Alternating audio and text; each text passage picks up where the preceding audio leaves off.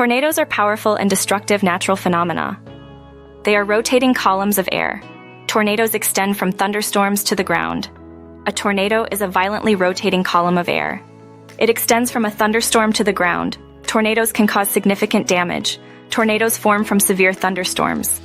Warm, moist air meets cold, dry air. This creates instability in the atmosphere. The wind changes direction and speed, causing rotation. Tornadoes are most common in the United States, especially in an area known as Tornado Alley.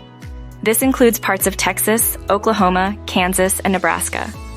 Other countries like Canada and Bangladesh also experience tornadoes.